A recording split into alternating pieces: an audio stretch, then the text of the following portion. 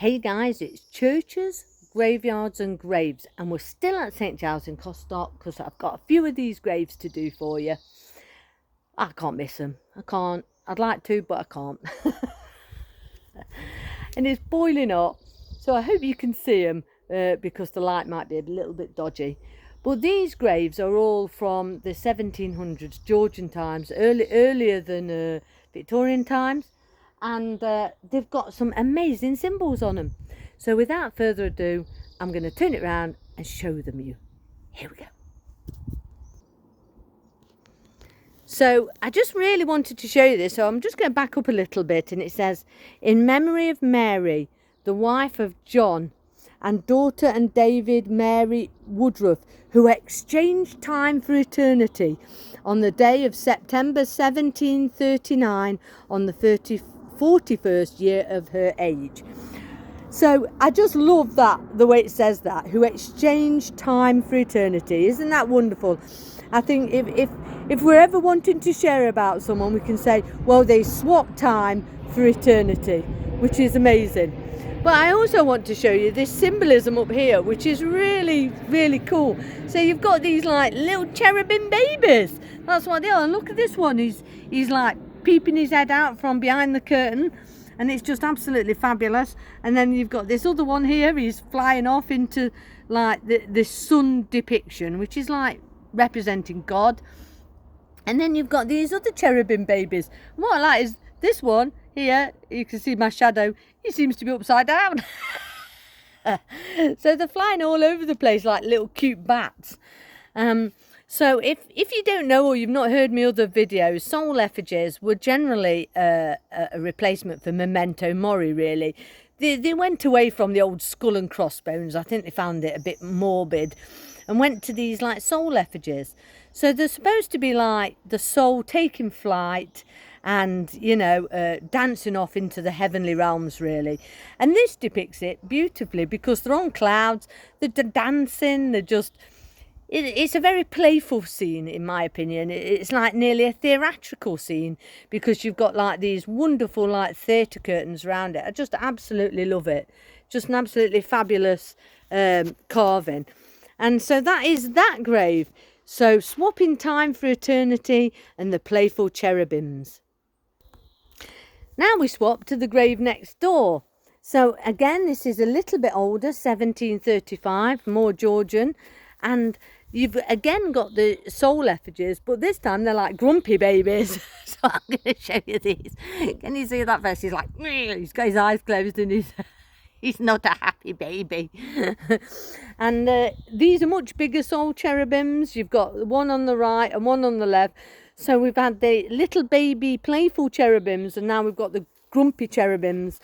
And these soul effigies, but they're absolutely wonderful. You know, you can see the wonderful carvings here, this fabulous wing, and then his little grumpy face. And this is Solomon Woodruff, and perhaps he was a little bit more of an austere character. And look at this baby. That's grumpy baby number 2. I just love these. They're just absolutely fabulous, and I love the wings and things like that. So this is Solomon Woodruff from 1735, and he died at 57.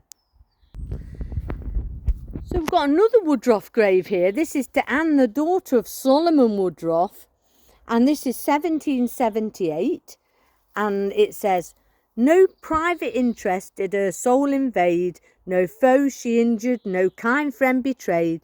She followed virtue as her truest guide, lived like a Christian, and like a Christian died. And this hasn't got the soul effigies, but it's got a lot of interest. So this is a mourning figure, and you can see, I think it's a lady, pretty much a lady, and she's pointing here at a ball, and it's got a little wall behind it, and that is just really interesting. So it's nearly like she's saying, well, I've left the world behind, you know, there's the world, and there it is on its globe. And you've got this mourning figure here, and you can see her face is a little bit worn, but just beautiful robes. And then on her right hand, and the right hand is very significant in symbology. So the left hand is like sort of gesturing to the world, but the right hand is firmly there on the Holy Bible.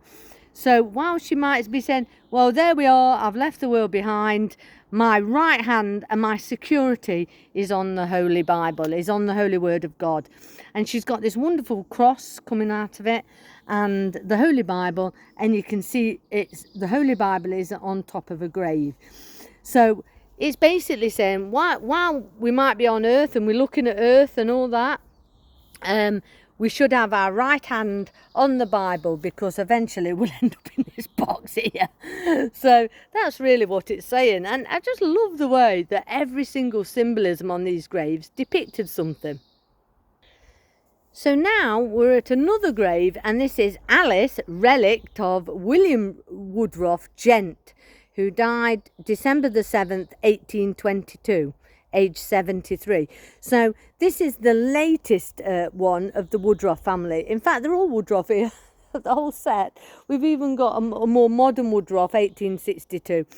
So it says he was a gent. So this was a very wealthy family, obviously, because basically only the wealthy got graves anyway. So whenever I show you these graves, it's always the wealthy, never the poor, because they were just buried in some dirt somewhere and never marked.